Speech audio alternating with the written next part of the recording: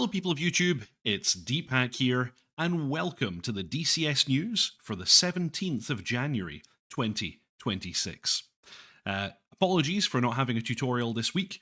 It was my birthday this week, and I just wasn't feeling like it. I thought I would take a little day off. Why the hell not?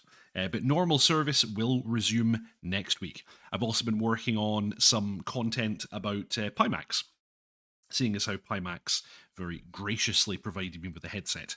So I'm going to be providing you all with my kind of feedback on the quality of the Pimax Crystal Super, which I've been given a loan of for the meantime. But anyway, welcome to the stream, everybody. Welcome Tea Kettle Barbecue, Beef Supreme Aviation, Pink Floyd, Leon Netzel, Tog, welcome. Yeah, there is indeed a WAGs video. Stay tuned. We'll go over that. Colin Kelly, hello. I'm really psyched for the A6. The time for us to go downtown is approaching. And I got this wrong last week as well. Patatukos, greetings. Yeah, very much looking forward to the 2026 and beyond video when that lands. Hopefully that's at some point soon. Yes, Kontiku. Eagle Wings, welcome. Yeti, hello. Yep, thank you very much. Ventores, welcome to the stream. I've also been taking a little look at that very fine mod of yours, and I'll be creating some content about that soon as well. Very nice.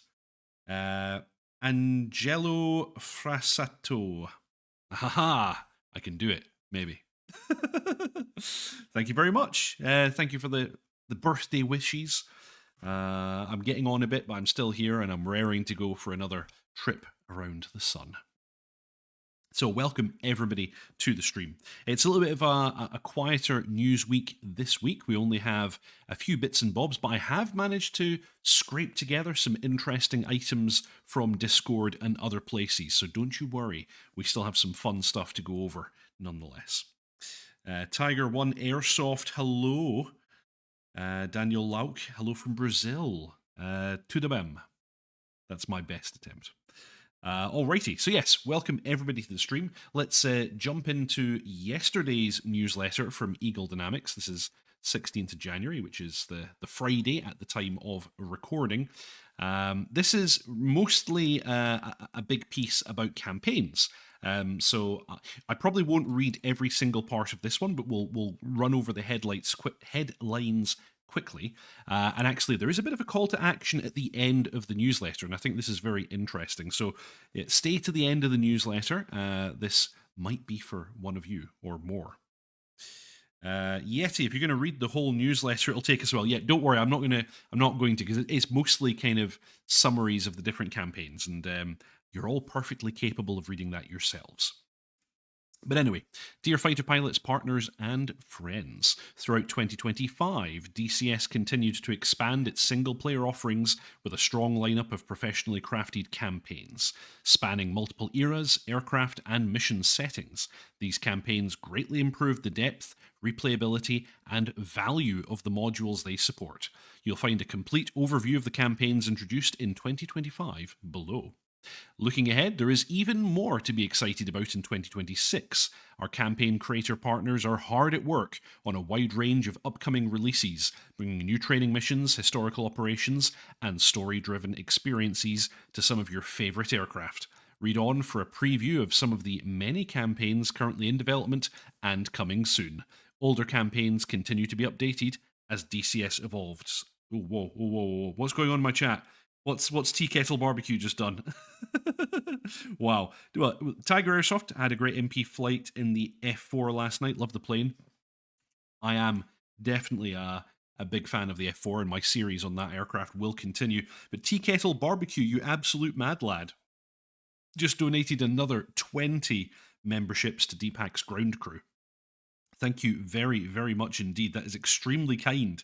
What a fantastic birthday gift. Thank you very much. Tea Kettle is at it again, as Tog says. He can't keep getting away with this. Khan! No. Wow, amazing. Thank you very much. Icarus, maybe, I don't know. Welcome. What was I going to say?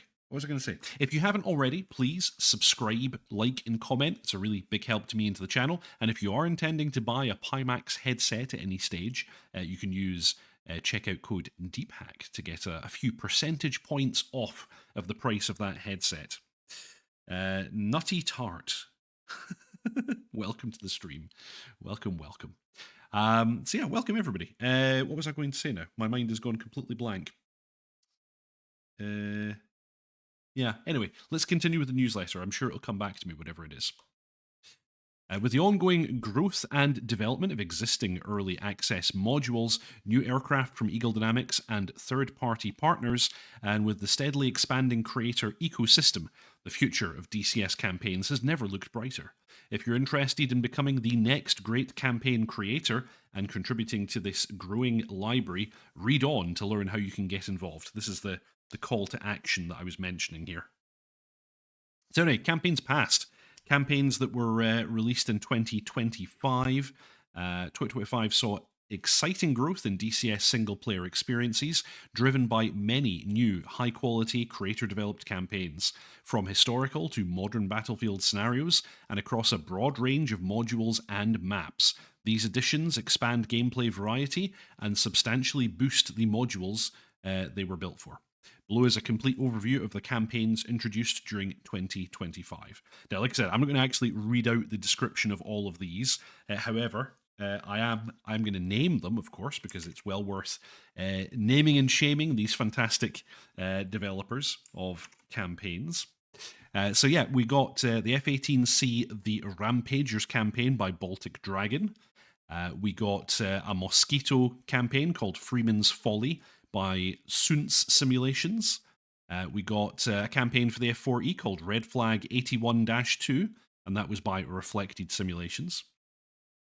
F4E got Northern Defenders, Phantoms Rising by Flying Psyking, I think that's pronounced. It doesn't take much to confuse me when it comes to pronunciation, as chat knows. And I am monitoring chat, so continue to make fun of my advanced years, please. DCS P47D Wolfpack 2 Overlord campaign by Reflected Simulations. He's very hard-working, this chap. We had an A10C2 Outpost campaign by Stone Sky. The FA-18C and F-14 got Iron Tide campaign by Sandman Simulations. And the F-16C got Century Pacific 2025 by SOB Simulations. Yes. Tog, I'm old enough to have a cat sit in front of my screen and block my view all day long. Dearie me. It's terrible. It's not the age, it's the mileage. Yes. So, campaigns present. Some campaigns are in development right now. Here's a small sampling of what our passionate campaign creators have planned for the DCS ecosphere in 2026. We have Insurrection, Operation Green Line 2 by Badger633. I like that name. I like a good badger. F5E Aggressors Red Flag 88-3 campaign by Saber TLA. We have F-15C Flaming Cliffs Basic Flight Training Qualification campaign, also by Saber TLA. We've got F-16C Fangs Out campaign by Fights On Simulation. We've got a Spitfire campaign called Fight or Die by Reflected. FA-18C and the F-16C get Operation Shifted Focus by Wildcard Simulations. And then we've got an A-10A Flaming Cliffs campaign. It's also available for the A-10C2 tank killer, and it's called Fulda Gap 1985 by Flying Psyking. It was only going to be a matter of time before we got a Fulda Gap campaign. Fantastic. Along with a number of other campaigns currently in development, including new World War II offerings, Western forces over Iraq, new Issue 25 campaign, and more. You can expect lots to do and enjoy with your favourite modules throughout 2026 and beyond. There you go. There's that video title that we're waiting for. Yes, indeed, Tog. Now with more brute. Go 8 go burr. Anyway, campaigns future. Where will they go from here? Our campaign creators are working on new content for both current and upcoming modules. They are eager to explore South Iraq, the Pacific Theatre for World War II, and more. With the upcoming full fidelity F-15C, F-35, Eurofighter, F-100D, and other modules, campaigns will have plenty of content as we move forward. What do you want to see with campaigns? Follow this link to our forums and leave your biggest wishes for campaigns and the campaign builder. We have a full plate, as you've seen, but we're always looking to hear from you about what you want to see in DCS. And finally, do you have a campaign that you would like to submit to us for consideration? Reach out to us, there's a link there, and let us know. It's simple to apply. Just have 3 completed missions showcasing the quality of your creation, and we can look into getting you involved in creating content for DCS. So there you go. Wannabe campaign creators, that's all you have to do. Get in touch with ED, have a little showcase of your work with 3 missions, and see what they think. Talk, poor A10C, retirement very soon. That is a shame, that is a shame. Although, let's be fair, the A10 has been threatened with retirement many times during its history. Let's see, maybe it'll get away with it again. That would be nice. Pink Floyd, I'm older than the A10, but still working. Well done. Well done. The question is, what will happen to campaigns developed after Dynamic Campaign will be fully fledged? There's still going to be people who will want those single-player campaigns because, they're very... they're much more narrative, I would say, than anything that a Dynamic Campaign is going to give you. They're fully scripted and they have voice acting. So I think people will still want the single-player campaigns, even after Dynamic Campaign. It was nice seeing some action in Syria lately. Oh, the A10. Okay, right. I was trying to figure out what you were referring to there, Colin Kelly. I get it now. Yes, that is correct. So that's the ED newsletter for this week, but I have some delicious, delicious morsels for you fine people from Discord. Welcome to the stream. Interesting story. Welcome aboard. Story driven, yes, indeed. Yeah. Your dynamic campaigns are never going to be quite as story driven, although they, as the name implies, I would imagine dynamic campaigns are going to be way more dynamic. You don't know what's going to happen. You could play the same campaign with the same settings over and over and over again and get different results. Anyone who's played the F4 campaign to death, as I have many moons ago, knows the kind of variety of what you're going to get. Actually, I used to just replay the F4 campaign and change the weather. You can get kind of fun differences just by doing that. So anyway, first we jump into Heatblur's Discord. Let me actually zoom this in a bit so people might actually be able to see it. Oh no, attack debris. No. Go stand in the corner. Scar1, welcome to the stream. So, Iron Mike, we are proud to share some work in progress on the A6E's radar and terrain clearance mode. Since we're not blessed with the eyes of chameleons, we've pulled the Bombardier Navigator's radar display and the pilot's analog display indicator into debug windows that allow us to see both side by side, as well as the terrain outside the cockpit for comparison. Please note that the cockpit model is a placeholder and not representative of the final product. In this example, the radar is in terrain clearance mode, which restricts the display to approximately 8.5 nautical miles and the minimum scan angle to 60 degrees. In this mode, the radar's primary purpose is to drive the display on the ADI. During normal flight, the pilot's ADI is almost identical to the similar display in the F-14 Tomcat, the VDI. However, when TC mode is selected, it displays a 53 degree by 26 degree pictorial representation of the terrain ahead of the aircraft based on the data supplied by the radar. On the ADI, we see black horizon line and fiducial markers, that's a nice word, that help mark our pitch and bank attitude.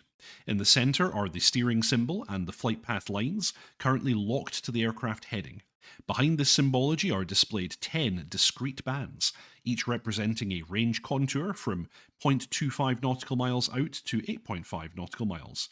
Bands 1 and 7 are permanently coded with range coding bars for identification, while bands 3 to 6 may be selected for coding, that is to display the vertical black bars, based on pilot input. In the example below, band 4 is selected for coding by the pilot. The pilot maintains clearance over the terrain by flying the aircraft so that the offset impact bar, it's a nice word as well, black and green fixed near the bottom of the screen, is situated above one of the coded bands 3 to 6. The selected band determines the clearance height and smoothness of the ride. Finally, at the bottom of the screen is the dark green altitude curtain. This moves up and down in the screen relative to the horizon line to represent the radar altitude. Its range is not linear and does not correspond to the terrain contour bands, but serves as a visual guide to aid piloting. More symbology remains to be added, but we hope this demonstration gives some insight into our progress on a rather unique feature of the DCS A6E intruder. So, speaking of which, let's have a little look at exactly what they're talking about here. So this is the black bar they were talking about. This is kind of representing your radar altimeter, and then we have these coded kind of contours displaying inside the ADI to help you maintain above the terrain. And this is the Bombardier Navigator's radar display here, showing the kind of raw radar returns, which are feeding this system inside the ADI. As they said, it is, the ADI is rather similar to the one in the F-14, which it calls the VDI.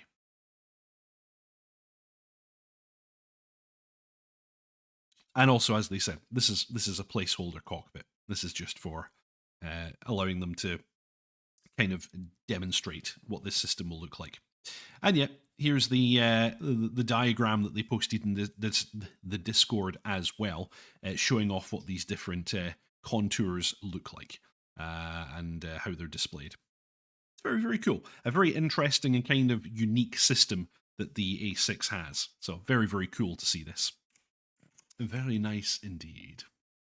So, moving on, we also have a new video that just dropped today, a matter of hours before this video, from the one and only Daddy Wags. It's all about the MiG-29 and cooperative mode. Now, there was actually already a video posted by another YouTube creator about cooperative mode. It's already in the game and has been for a few weeks at least. I watched that and I did not understand. I have to say,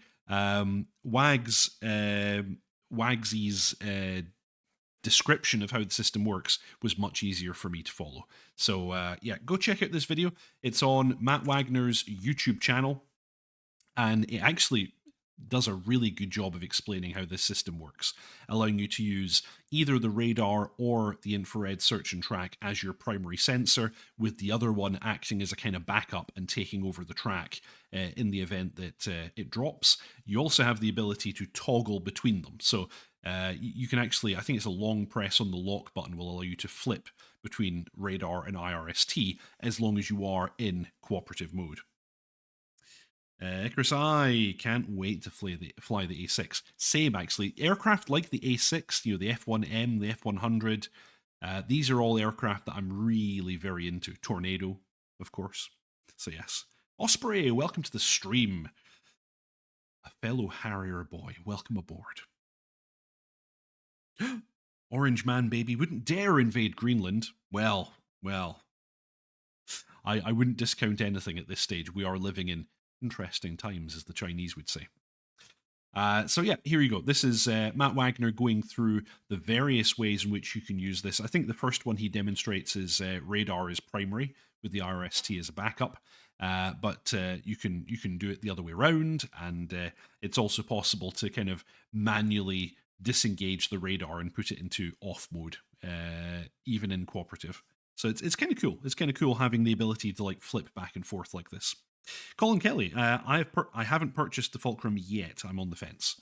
I really like it. I think it's very, very good. It is, of course, not complete as yet, but the thing is, the Fulcrum systems are quite straightforward, quite simple, and this makes it a really easy to employ aircraft, which can make it very effective.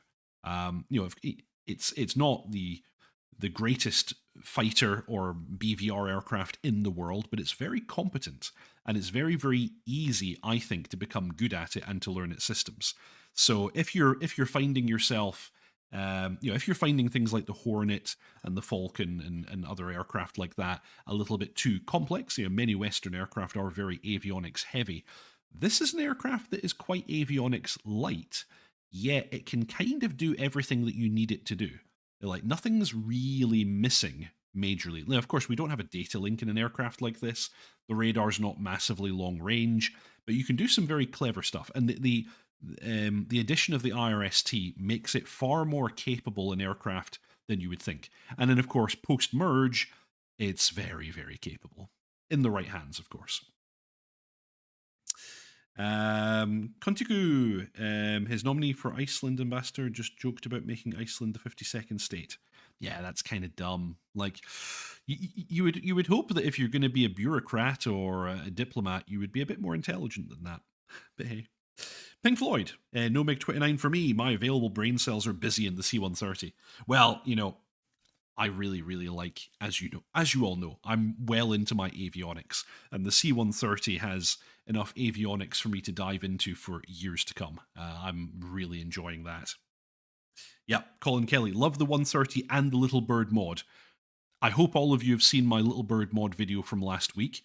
If the viewership figures are anything to go by, you have. It's brilliant, absolutely brilliant. I so enjoy it. It's such a good mod, and I hope that at some stage, this is probably hoping too much, but I hope that someday it can be turned into a full fidelity mod. That would be incredible. But what we already have for free now, please consider contributing to the developers of the Little Bird mod. It is possible to send them some money. I would recommend doing that. But yeah, what we're getting right now for free is incredible. Absolutely incredible, in my opinion. Icarus I, until the A6 comes, I will stick to helicopters. I'm actually finding myself flying helicopters more and more. I never used to be that big on the helicopters, but it's good. It's pretty good. Ventores, radar and SPO in ED-MiG is massively underdeveloped. So are you suggesting that its capability should be greater than what it is? That'd be interesting. Yeah, C-130 is really a two-person bird. I've not tried it multi-crew yet, but flying it multi-crew would be really, really fun, I think. Really fun. And Angelo, I need the MC-130. Well, it's coming. It is coming. Yeah, amazing job in Little Bird. Ventores, the SPO 15 had radar synchronization circuit that allows it to work with the radar turned on. It's in the SPO 15 LM manual, which ED claims it's using. Funny. Well, who knows? Maybe the variant that they're modeling didn't have that capability. It's hard to know. I'm sure they have their reasons. Cool, alrighty. So yeah, this is latest video on Matt Wagner's channel, all about the MiG-29's cooperative mode. Go and check it out. He does, in my opinion, a fantastic job of explaining how this system works. Better than other videos that I've already watched on the subject and didn't understand after having watching. Whereas now, I do understand how it works. So go check out Matt Wagner's channel. Well worth a look. Right, and let's move on to the last item that we have for today. This one's an interesting one. It's something that I've been hinting at for a few weeks. Polychop, that is, in that we don't really know what's going on with them. However, Polychop Sven did pop out of the woodwork just a few days ago and post this on Polychop's Discord. This is his kind of statement to the community. So Polychop Sven says, "Dear community, after recent events and news, I first of all want to thank each one of our customers and partners for the trust and support during recent times. As some of you may have noticed, there has been some speculation regarding Polychop and our modules. I would like to calm any concerns and reassure you that the modules are neither gone nor dead. Well, they're certainly not gone, and I'm pretty sure they're not dead. They seem to work well. They will continue to work in future updates. Unfortunately, I cannot share more details on the current matter at this time, and I hope for your understanding. Best regards, Polychop Sven." Well, of course, we know what the current situation is, and the current situation is that he's currently being sued for not paying his developers. So who knows what's going to happen there? But Polychop Sven making a statement there saying, look, he fully intends for these modules to continue to be supported. And as I've said before, in absolute fairness, I think the modules are really good. I really like the Gazelle. I really like the Kiowa. And they work fine at present. I'm not really aware of any kind of particularly serious bugs with them at the present time. So, yeah. There you go. That's Polychop's statement on the matter for now. They say, stick with us. Oh dear. Colin Kelly, still waiting on the DCS 2026 video. Yes, based on hints from Wags last week, I think we're expecting to see it in a week or two. So give it a little bit more time. And whenever it drops, obviously, I'm going to be covering that. And I'm also trying to pull in some old favourites to help me cover the video when that time comes. Can't confirm anything yet, but I'm trying to get some of our old favourites on board on that video. And Angelo, I would love to keep the Kiowa, but above anything, I don't want Mike Humphrey to be right. Okay. Pink Floyd, is the Deepak channel hosting a 2026 viewing? Absolutely. I did it last year, actually. So I will definitely do it again. And then, the following DCS news from when that video is published will, of course, be focused on that video. 2 weeks. My guess is there'll be no mention of Dynamic Campaign in the 2026 and beyond. Got a feeling. Why would there be no mention of it? That's like their biggest feature, I imagine. Colin Kelly, Chuckles. I can neither confirm nor deny. I'm in discussions with a couple of people. See if I can bring them aboard. So, Richie UK, anyone else experiencing low volume? I'm peaking at pretty much where I normally peak. So, I don't know. You guys tell me. If there's any issue with the audio, just let me know and I can adjust it. But my little wiggly meter is wiggling around about where it should be. So there you go. Cool. So yeah, that's basically all the news that we have for this week. It's a kind of shorter news show this week, but don't disappear just yet. There's still a couple of things for me to cover. Of course, if you haven't already, please subscribe, like, and comment. It's a really big help to me and to the channel. Also, if you want to further support the channel, you have the option of joining Deepak's ground crew for a small monthly fee. It really helps me in creating this kind of content that you're watching right now. And I'll be giving a big shout out to Deepak's ground crew at the end of the video. But before we get to that, let's jump in and do that usual thing, what I do, and pimp the VAF. The VAF, or the Virtual Air Force, is a virtual online squadron originally started by myself and Chuckles many moons ago. We currently run a Harrier squadron, an F-16 squadron, and an F-18 squadron, and we're generally flying on Tuesdays, Thursdays, and Sundays at around about 8 p.m. UK time. There's a Discord link in the show notes below. Go and check that out if you are interested in hanging out with us. Everybody is welcome, whether you fly with us or not. We're also always looking for mission makers and livery makers, air traffic controllers, scripters, all kinds of people. Everybody's welcome, whether you fly with us or not. That's the VAF, and the Discord link is in the show notes below. Sync issue. Oh no, lost sync. Okay, give me 1 sec. Sometimes turning my camera off and on again works. Let's see what that does. 1 sec. Okay, let's see. Can we get Deep to sing in turning Japanese? Okay. Osprey, possibly soon to be in H-64 Squadron. I heard about that. That's actually very interesting. I think, that would give us very similar capabilities to what we enjoyed with the Harrier, of course. And it means we can still be Marine, because, of course, there are Apache Marine squadrons. That'd be very, very cool indeed. So, yes. Let's see. That worked. Haha. Well, there you go. If ever I have that problem again, that's the thing I can do. I just toggle my camera on and off, and it does the trick. Alrighty, so I'm just popping up the Deepak's ground crew list. Actually, there are 20 additional names that are not appearing on this list just yet, but they'll get a shout out next week. But thank you very, very much, everybody who supports the channel, whether you just subscribe or like or comment, or if you join the Deepak's ground crew, which you can do by hitting join below.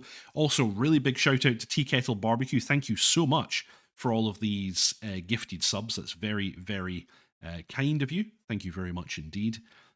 We have a top secret Discord that we hang out on. If you want to see the link for that, check the members only posts in YouTube after this video. And we also tend to fly once a month. So yeah, go and check that out. Gonna miss the Harrier, Richie UK. Yep, same. Tiger, return of an F4E squadron. We did have one at one stage, and it had a huge number of pilots at the time the Phantom was released. And then everybody realized that the Phantom is actually quite difficult to operate, and it's in some ways limited when compared to modern aircraft. And so then they all left, which is sad because I think it's a really cool aircraft. Fantastic. Alrighty, well, that's everything that I have for this week. I've been Deep Hack. Every week, apart from today, unfortunately, I release a new tutorial video, currently doing a series about the F4E, at around about 6:30 p.m. UK time. And then that's always followed by the DCS News, which just happens to be this thing, what you're watching right now. Thank you all very much for watching. Fly safe, and I'll see you next time. Ta-ta.